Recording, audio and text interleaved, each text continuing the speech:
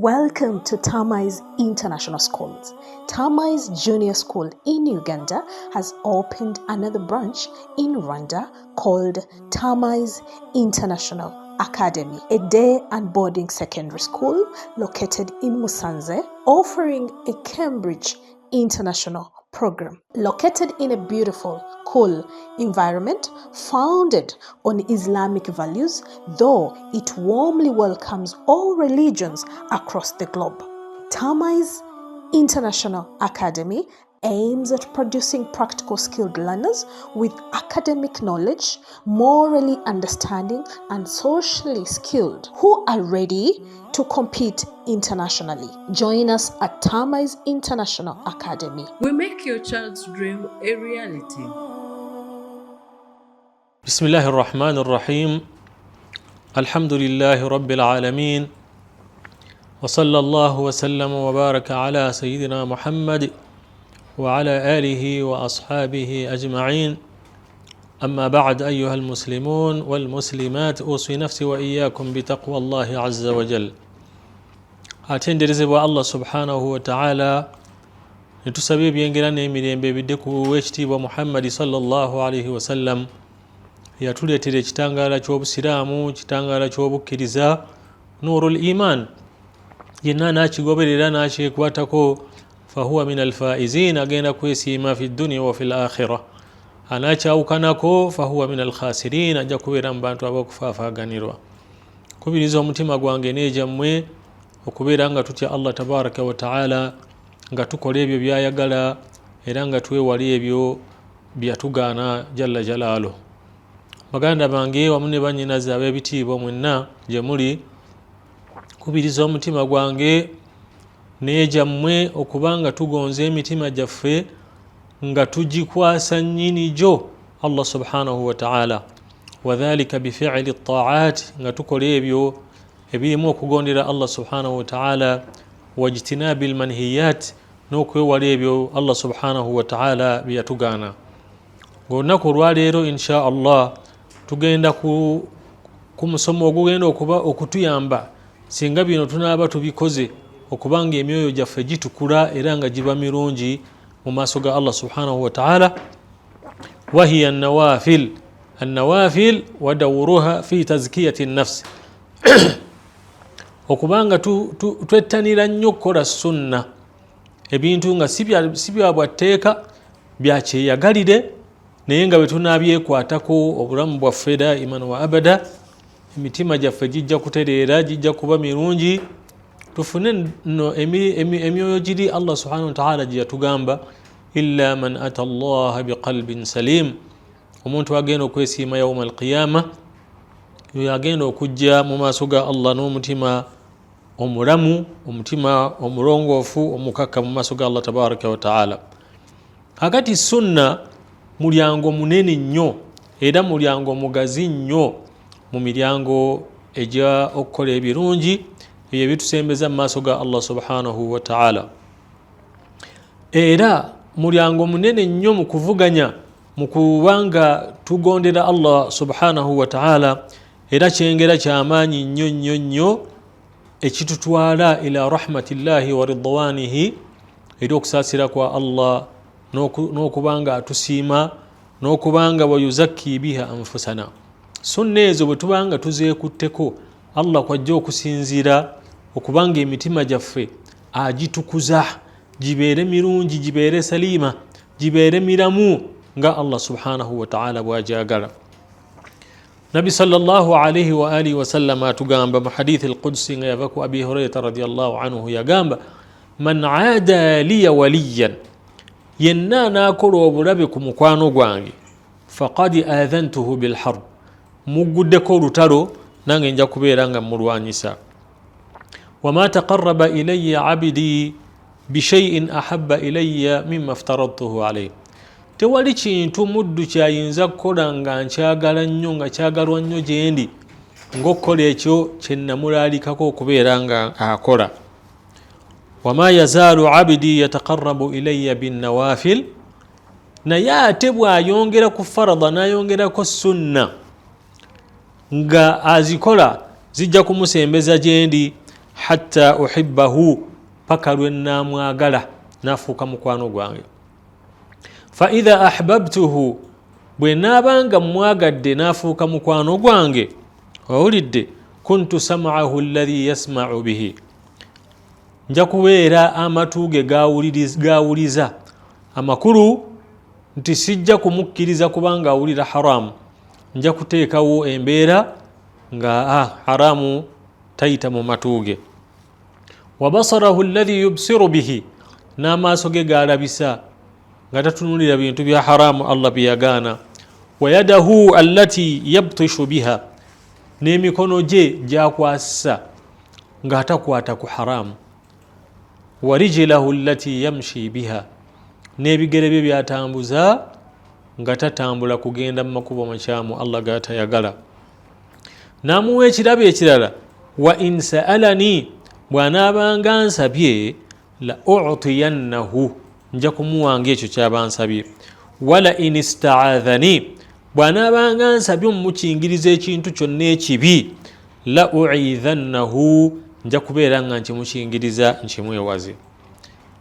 Kale nno ekigambo sunna abantu abasinga tukigayaalirira, naye tutandike n'olwaleero okubanga twekwata ku sunna. Sunna nyingi nnyo, sunna z'eswala qabliya, baadiya, owulidde, sunna z'okusiiba, sunna za hijja n'okola umra, ne sunna endala nyingi nnyo nnyo nnyo abamanyizi batuleetera mu bitabo bya hadith n'ebitabo bya fiqhu nga nyingi nnyo teziggwa malojjo. Naye ng'olwaleero naqtasiru ala arba', olwaleero tujja kwogera ku sunna nnya zokka nga nazo sunna nkulu nnyo nnyo nnyo. Wahiya qiraatu lquran, omuntu okubeera ng'osoma quran. Adhikir, okwogera ku Allah oba okutendereza Allah subhanahu wa ta'ala. Addua, nobeera ng'osaba Allah subhanahu wa ta'ala. Wa qiyamu llayli, n'okuyimirirako ekiro. Sunna ezo nkulu nnyo oba nawafiri ezo nkulu nnyo nnyo omuntu z'asaana okubeera nga yeekwatako. Wadde nga ebiseera ebimu ojja kusanga nga ate abamanyi abaga nti ezo sunna ate munnange zabwatteeka ng'oggyeko qiyamu llayl. Okusoma Qur'an, omusiraamu ateekwa okusoma Qur'an. Adhikir, ateekwa okwogera ku Allah subhanahu wa ta'ala. Addua, ateekwa okusaba Allah subhanahu wa ta'ala.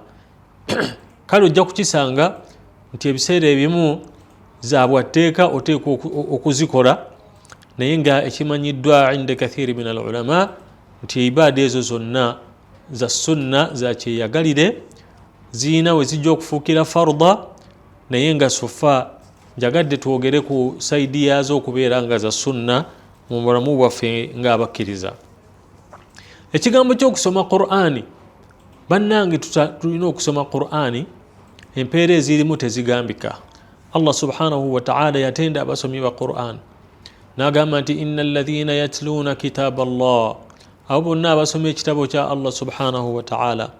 Wa aqamu as-sala, ne bayimirizaawo esswala. Wa anfaqu mimma razaqnahum sirran wa alaniya, ne babeera nga bawaayo ku ebyo bye tuba tubagabiridde mu kyama ne mu lwatu. Owulidde, yarjuuna tijaratan lan tabuur, basuubira oba bakoze ekyamaguzi, owulidde, ekyettunzi ekitadiba, nga bakikola ne Allah subhanahu wa ta'ala. Liyuwaffiyahum ujurahum wa yazidahum min fadlihi, Allah basasule olw'okusoma Qur'ani eyo ate abongere n'ebirungi mu kugisoma. Innahu ghafurun shakur, mazima ye Allah subhanahu wa ta'ala musonyi ate yeebaza emirimu gyonna gye tuba tukoze ku lulwe subhanahu wa ta'ala.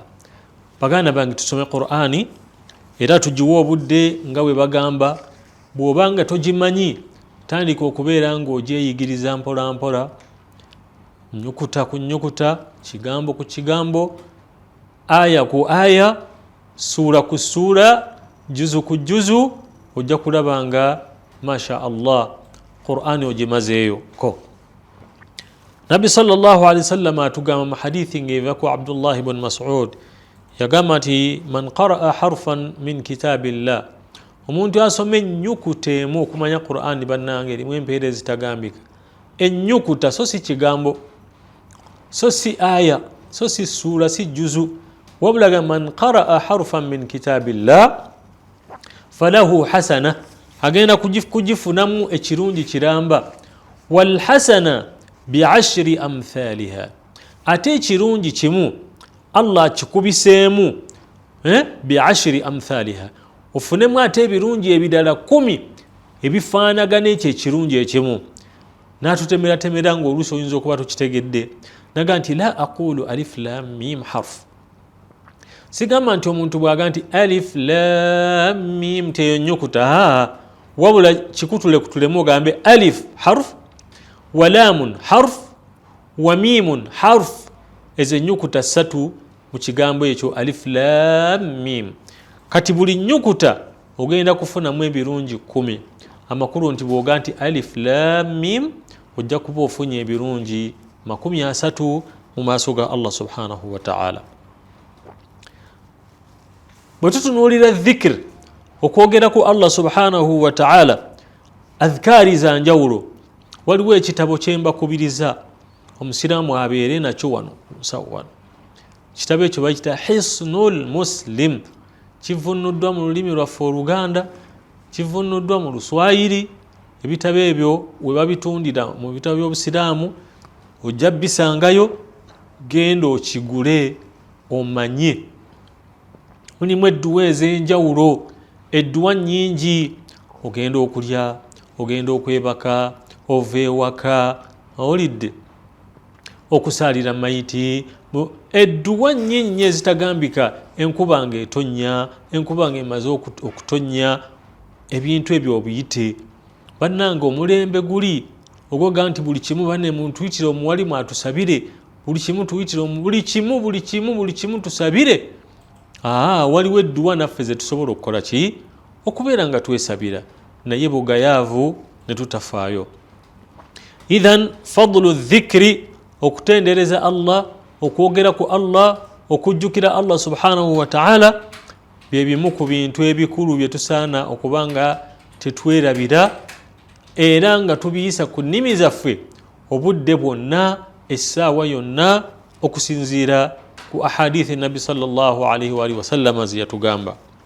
Allah agamba jalla jalaaluhu, fadhkuruni adhkurkum washkuruli wala takfurun, munjogereko nange nja boogerako, munzijukire nange nja bajjukira. Nzaani era gwani? Owulidde Allah n'agamba nti muddu wange fulani anjogeddeko. Allahu akbar, kigambo kikulu nnyo.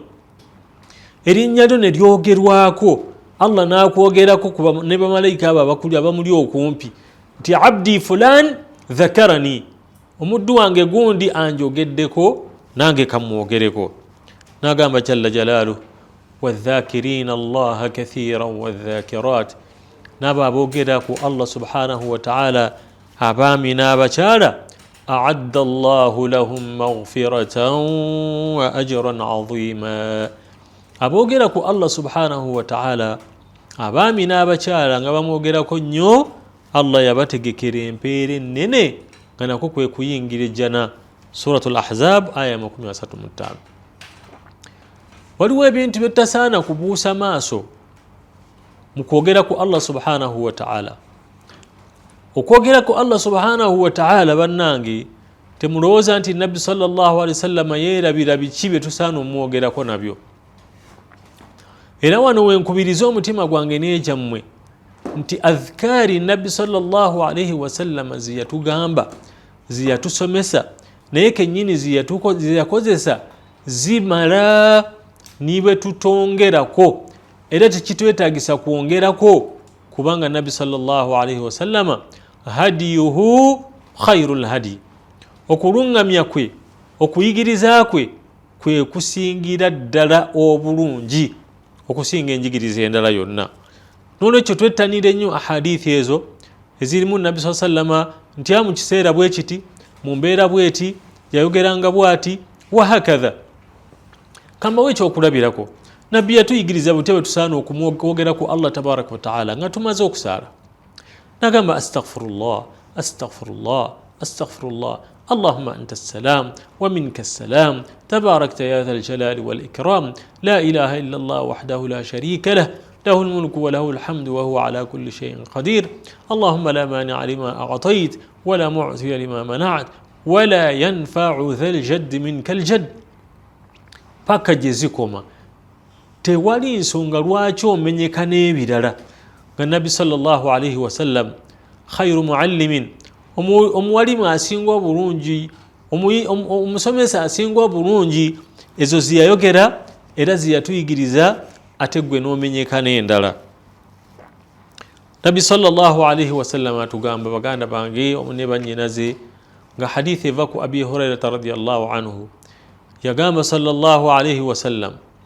kalimatani khafifatani ala allisani ثقيلتان على الميزان حبيبتان عند الرحمن سبحان الله وبحمده سبحان الله العظيم لا حول ولا قوة إلا بالله نبي صلى الله عليه وسلم أتقام حديث يو نتي بيغامبو بيبيري خفيفتان على اللسان بيوف نيوان كلوليمي وبيوغيرا ثقيلتان على الميزان بزتوانيك ميزان يا الله تبارك وتعالى حبيبتان عند الرحمن أتبيا قالوانيو مماسوغا الله سبحانه وتعالى بيبيروا نوغان سبحان الله وبحمده سبحان الله العظيم يا يو كان الله نامتين دوغي يا يو كان الله مغرميفو لواچو دمو الوالي لواچو دمو aseno yesinga ono yajogowa ono yajotwala ekikopo ebyo bikuyamba ki nga bino ebigendo zito ya minzaaniyo ebigenda okutukuza omutima gwo obeere muntu mulungi mu maaso ga Allah subhanahu wa ta'ala bibino nabbi sallallahu alaihi wa alihi wasallam abituwadde awe ngambira tiboba toyina byakola tolina byakwogera olulimi lwo ulufuule bize n'ebigambo ebyo ogenda nti subhanallah wa bihamdihi ogenda nti subhanallahi alazim subhanallahi wa bihamdihi subhanallah alazim dhikiri eno eri mutlaq yateebwa tebagamba mirundi 10 tebagamba mirundi 5 8 wabula akadde konna emirundi gyonna gwe ng'oli mu kutendereza Allah subhanahu wa ta'ala ne adhikari endala nyingi nnyo ezitagambika awulidde zonna ekitabo kye mbagambye hisnul muslim kyekwateko adhikari ezo mweziri obeerenga otendereza Allah wo subhanahu wa ta'ala ekirala kwe kubanga tusaba Allah subhanahu wa ta'ala addua okusaba Allah tabaraka wa ta'ala baganda bange okulajanira Allah tabaraka wa ta'ala kigambo kikulu beera mukasonda wali obeere mukafubone Allah tabaraka wa ta'ala ng'omubuulira kino nakiri omugambe ya Allah tomugamba nti nakukola ki tekiriiwo togamba nze nalyaki tekiriiwo toweebuuza lwaki nze gwe wabula mugambe byoyagala ya Allah subhanahu wa ta'ala nkusaba ompa obulungamu ya Allah nkusaba onnungamye ila ahsani al-ahwali wal-aqwal la yahdi li ahsaniha illa anta onnungamye mbeere nga njogera ebigambo ebirungi nembeera mpangale embeera nga nnungi tewali asobola kwanguyiriza muntu bintu ebyo atali gwe Allah subhanahu wa ta'ala bwebanga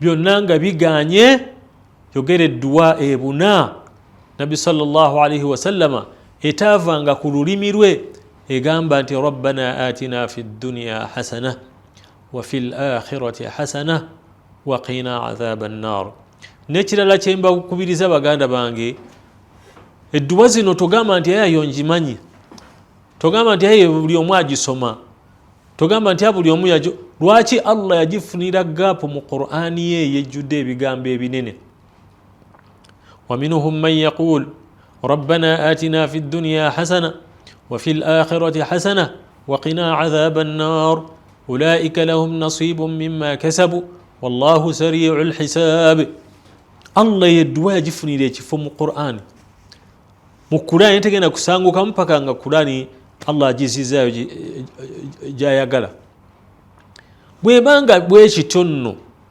ولد دويري mu Qur'ani Allah agireseemu aba ayagala nze naawe tubeere nga tugikozesa mu kusaba tugisabe ng'emitima gyaffe giri hadir weegiri nga bwe tujja okukiraba mu maaso kubanga ebimu ku bitulemesa edduwa ne tutafuna atharu yaayo buwufu bwayo it is not effective neba nga tetukolera bulungi nga bwe tugamba olwaleero kwe kubanga tusaba Allah n'omusaba rabbana atina fid dunya hasana wa fil akhirati hasana wa qina adhaban nar ate musabi kati ninda kwanukula kati ate musabi omwagala ki ekirala no olina okusaba Allah ng'omutima weeguli n'okubanga oluusi okaabako ne ku maziga Allah agamba subhanahu wa ta'ala wa idha sa'alaka ibadi anni fa inni qarib ujibu da'wata ad-da'i idha da'an bwe bakubuuza abaddu bange ndi ludda wa ndi wala bawogane nnyo oba bakole batya bagambe nti ndi kumpi nnyo nabo era nyanukula okusaba kw'omusabi yenna. Allahu akbar. Banaye Allah omulyango yaguggula tumusabe jalla jalaalu tetugayaala ate tulemereko tubeerenga boolaba abaana abato bw'abanga akutumye switi ojja kgenda akugambye taata switi ate bw'onaakomawo oluvannyuma olyotya taata switi wange omuleese alemera ku kiri kye yakugambye. Naffe tulemereko ku kubanga tusaba Allah subhanahu wa ta'ala ate tetukoowa kubanga jalla jalaaluhu ye la yaftur takoowa subhanahu wa ta'ala. wa qala rabbukum ud'uni astajib lakum mu suratu Ghafir aya ya nkaaga eri esoose Bakara 186 eno Ghafir aya ya nkaaga yagan jalla jalaaluhu wa qala rabbukum ud'uni astajib lakum Allah wammwe yagamba munsabe nja kubeera nga mbaanukula munsabe nja kubeera nga mbaanukula. Endagaano eyo Allah subhanahu wa ta'ala gyataawukanako ajja okwanukula kwa Allah kuli mu ngeri ssatu kusinziira ku hadithi ya Ubada ibn as-Samit radiyallahu anhu yagamba nti Nabi sallama yagamba ma ala al-ardi muslimin yad'u Allah bida'watin illa ataahu Allahu iyyahu tewali muntu yenna asaba Allah subhanahu wa ta'ala kyonna kyaba asabye Allah okujjako ng'agenda kubeera ng'akimuwa aw sarafa anhu min as-su'i mithliha bw'abanga takimuwadde naye ng'ajanukula n'amukyusizaamu n'amuggyako ekibi ekyandimutuuseeko ekijja mu dduwa eyo gy'asabye ma lam yad'u bi ithmin bw'abanga tasabye kibi aw qati'atu rahmi oba dduwa si yakukutulawo oluganda. faqala rajulun min alqawm omusajja omu kyava agamba idha nukthir tuyitirize okusaba Allah subhanahu wa ta'ala. faqal nabbi nagamba sallama Allahu akthar Allah alina bingi nnyo nnyo nnyo era awa ebirungi ebyo ku baddu baba bamusabye ate nga tebimuggwako subhanahu wa ta'ala. mu riwaya endala nayongerako ekyokusatu aw yaddakhiru lahu min al-ajri mithlahu edduwayo tefa busa ayinza okuterekeramu empeera ezijja mu dduwa enyini gy'osabye nga zenkanankana mu dduwa oba nga zijja mu dduwa eyo gy'osabye jalla jalaalu akuwe. ebintu bisatu aidha nakikuweerawo oba nakuggyako ekibi oba nakukyusizaamu kwekyo kyagenda okusasula mu yawma alqiyama ku nnaku lw'enkomerero.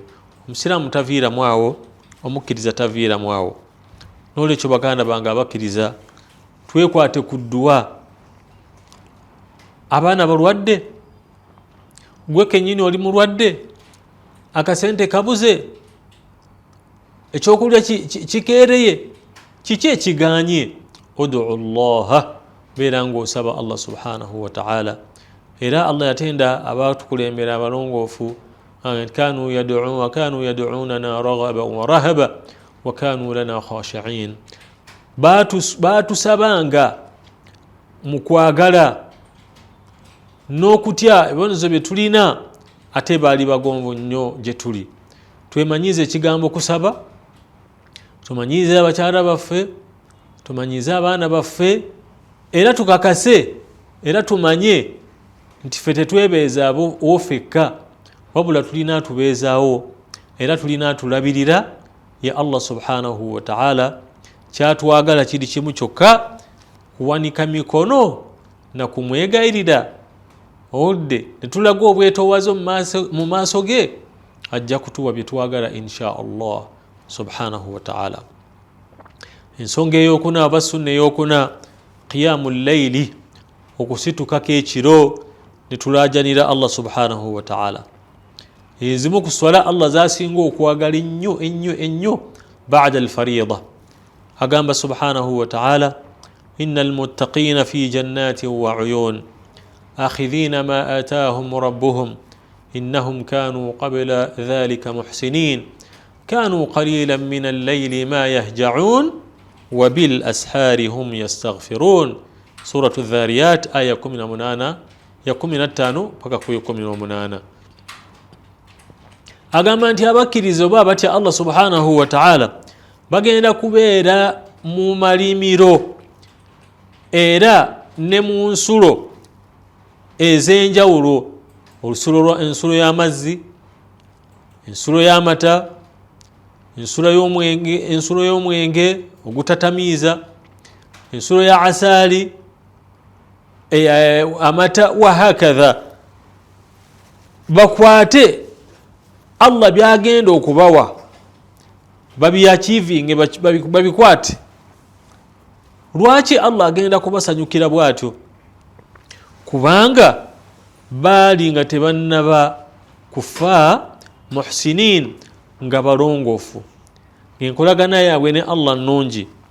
Ekisooka, kanu qalilan min al-layli ma yahja'un, ekiro baali nga beebaka katono, wa bil ashari hum yastaghfirun, ekiro tumbi budde, kiro ekyekusatu ekisembayo, yastaghfirun, nga basaba Allah subhanahu wa ta'ala okubeera nga abasonyiwa.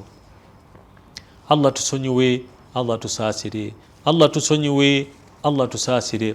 Nze naawe tuli beetaavu okubeera nga tusituka ekiro netegeeza Allah subhanahu wa ta'ala biki bye twagala, biki ebituluma. Olidde eno esswala munnange etuyamba kinene nnyo, gwe yenna anaaba agyekutteko, okubanga enkolaganayo n'abalogo n'abasezi, olidde n'abafera abantu n'abafuuyi b'emmindi obeekutuddeko, kubanga wano ojja kuba oyogera ne Allah subhanahu wa ta'ala.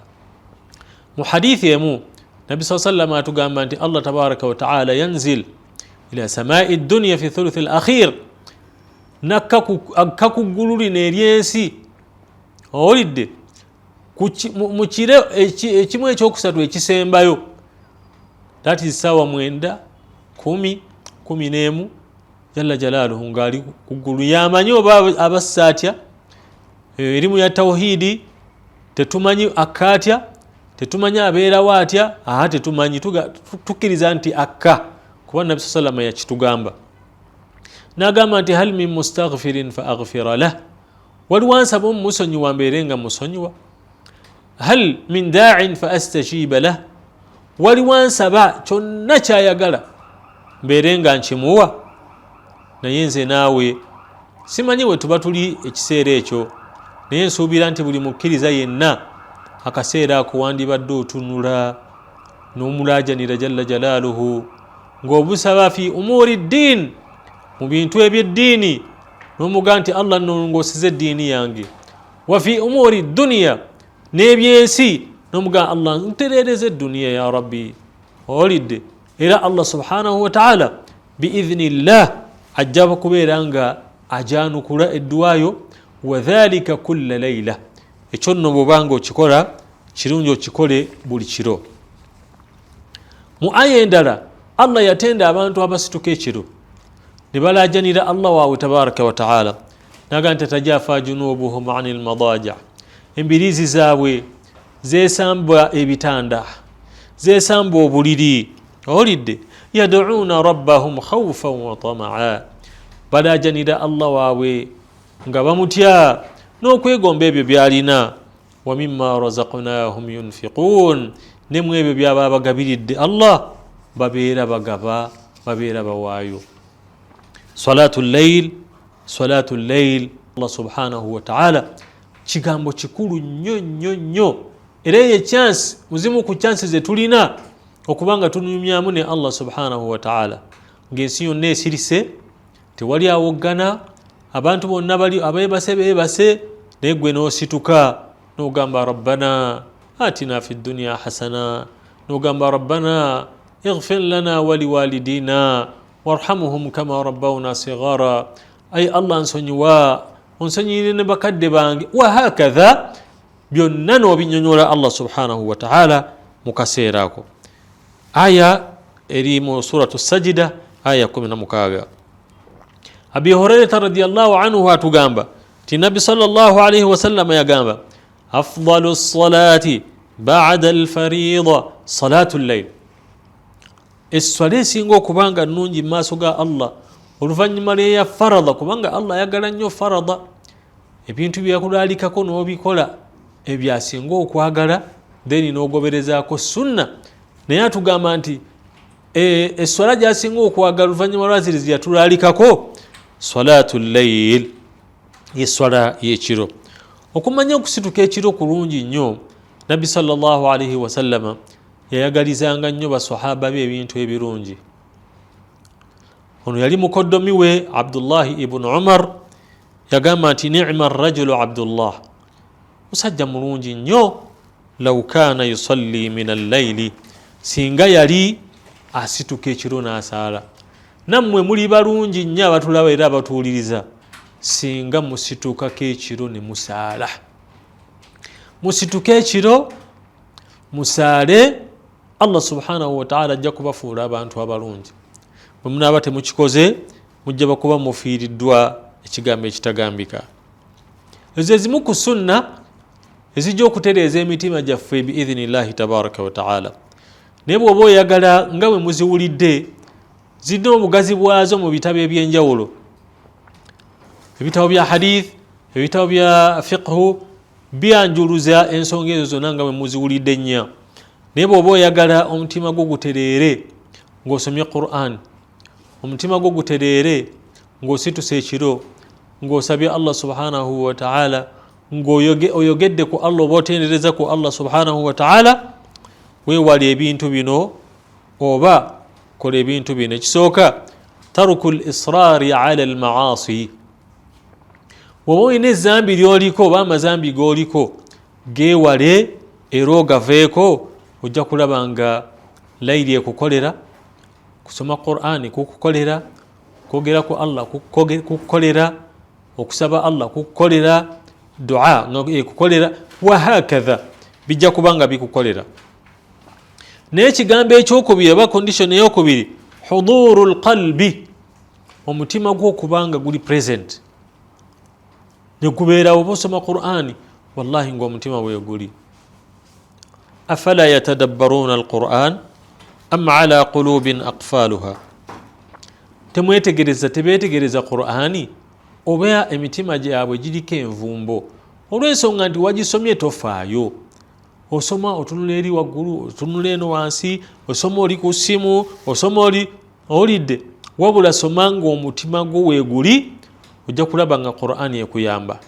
adhkaari zino zetuleeta naddala ba'da sola n'endala ezizifaanana zireete ng'omutima weeguli ogambe nti astaghfirullah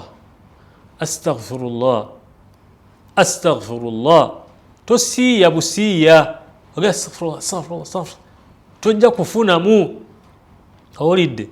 Subhanallah, alhamdulillah, Allahu akbar, subhanallah, alhamdulillah, Allahu akbar, n'endala ezizifaanana. Huduru lqalbi kigambo kikulu nnyo abamanyi kye baleeta wano, era nga bye bimu ku bitutawaanya. Oyinaaga nti wallahi nze ganjogera ku Katonda nga siwulira. Omutima tegwabaddeyo naye gwe omutima gusembeze ng'ebintu ebyo ebina byonna obikola. Onsoma Qur'an omutima gusembeze, adhikr omutima gusembeze, addua omutima gusembeze. Olidde? Qiyamu layl, soma aya zonna zonna aba osomye mu qiyamu layl ng'omutima gusembedde, ojja kulaba nga bikuyamba nnyo omutima gwo. Katusooke n'okulemera ku mazambi. Omusiraamu omukkiriza talemera ku mazambi, era buli lwolemera ku mazambi munnange obukkiriza buba bukendedde. Allah agamba subhanahu wa ta'ala, walladhina idha fa'alu fahishatan aw zalamu anfusahum dhakaru allaha fastaghfaru lidhunubihim waman yaghfiru dhunuba illa Allah walam yusirru ala ma fa'alu wahum ya'lamun. Allah agamba nti abakkiriza abo bw'aba agudde mu zambi, kubanga fahisha abamanyi ababavunula nti kullu lmaasiya awa kullu dhamb, mazambi gonna maasiya yitibwa fahisha, naye nga basinga abamu baga nti fahisha lyezambi ly'obwenzi. Tibaba baliguddemu n'amazambi amalala oba balyazamanyiza emitima gyabwe, dhakaru llaha, bajjukira Allah subhanahu wa ta'ala ne beenenya. Owulidde? nga bagamba nti waman yaghfiru dhunuba illa Allah, ani asonyiwa amazambi atali Allah tabaraka wa ta'ala. Walam yusirru ala ma fa'alu wahum ya'lamun, ne bateremera ku mazambi ago kanti seeka nkubuulire nze kasigara munnange Mungu ajja kuwumodereza nawakasigara kagaana. Tokyogera ekyo akhil habib, tokyogera, wabula gamba ti Allah nyamba mbeere nga nva ku zambi lino. Al-Imam Ibn al-Qayyim ayogera ebigambo bino, yagamba nti inna dhunuba wal maasi tadur, okukola amazambi n'okujemera Allah tabaraka wa ta'ala kikosa omukkiriza. wala budda anna dararaha fi lqalbi ka darari sumumi fi labdan, amazambi nga bwolaba obuto bwe bukosa omubiri gwo nga wabunywedde, n'amazambi begato bwegakosa obulamu bwo ng'omukkiriza. ala ikhtilaafi darajatiha fi darar, kisinziira ku zambi lyokoze bwe liba ddene nnyo, era n'akabi akadda gy'oli kajja kuba kanene kakosa omubiri gwo. wahal fi dunya wal akhira sharrun wada, mulowooza ku nsi kuno mulimu akabi, waliwo akabi konna mu nsi oba obulwadde bwonna mu nsi, illa sababuhu dhunubu wal maasi, okujjaho ng'ensonga y'akabi ako ekikaleese mazambi na kujemera Allah subhanahu wa ta'ala. Era nga bwe kiri Mungu kwasinziira n'atubonereza, la hawla wala quwwata illa billah. Mungu atusaasire, kale tugeewale, tugasambe wala bwe tuba tugaguddemu twanguyirize nnyo okubanga tusaba Allah subhanahu wa ta'ala okubanga atusonyiwa era nga atusaasira. N'ekirala nti bwe tugwa mu mazambi Allah subhanahu wa ta'ala addugaza emyoyo gyaffe ne gibeera black. Olid kakati awo nze naawe twanguyirize okwenenya eri Allah subhanahu wa ta'ala, tumusaba tusonyiwe, twenenye gyali Allah tusonyiwe, tusaasire. Olidde mboneredde, sikyaddayo eryo zambi oliveeko, bwotyo buli lwokola eddala noera wenenye osabe nnyo ne Allah tabaraka wa ta'ala an yarzuqaka tawbata qabla al-maut, akugabirira okuwenenya mu maaso ge nga tonaba kubeera ng'ofa.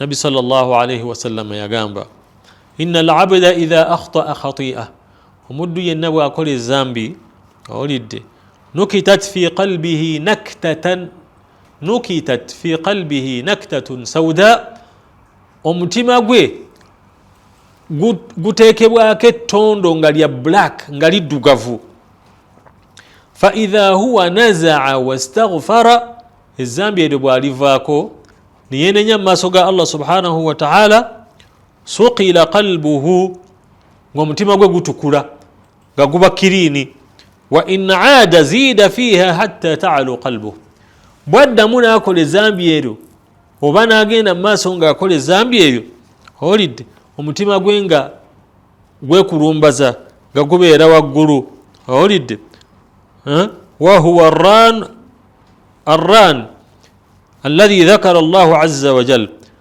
nga kuli ku mutima gwe Mungu ateekako akantu nga kaddugavu buli zambi kaddugavu gwonna ne guddugala bw'oba nga tuweenenyeza mu maaso ga Allah subhanahu wa ta'ala era yerran eyo Allah gye yayogerako mu Qur'ani mu surati al-Mutaffifin n'agamba nti kalla bal rana ala qulubihim ma kanu yaksibun emitima gyabwe gyasiigibwako oba gyatonyezebwako ako kalanja aka blaaka okusinziira ku bye baali bakola. Nze naawe akhi alhabib ukhti alhabiba twanguyirize okubeera nga twenenya mu maaso ga Allah subhanahu wa ta'ala ng'emitima gyaffe teginnaba kubeera nga giddugazibwa. Abdullah ibn al-Mubarak yatontoma n'agamba ra'aytu adh-dhunuba tumitu al-quluba wa qad yurithu adh-dhulla idmanuha wa tarku adh-dhunuba hayatu al-qulubi wa khayrun li nafsika isyaniha. Nalaba amazambi nga gatta emitima, omutima ne gufa, okanda kumusomera aya, okanda kumusomera hadith, wallahi nga tewokyalina kyatategeera olw'amazambi nga gajjudde omutima gwe. Nangamba nti ate amazambi bwe gayitirira munnange obukkakkamu, Allah akuteekako obukkakkamu okusinziira ku mazambi ago g'okola. Nangamba nti ate watarki dhunub hayatul qulub, olwoleka amazambi obwo obulamu obudde eri omutima gwo. Wa khayrun li nafsika isyaniha, era kyekisinga obulungi okusinga okubanga omutima gwo ojoga Allah tabaraka wa ta'ala.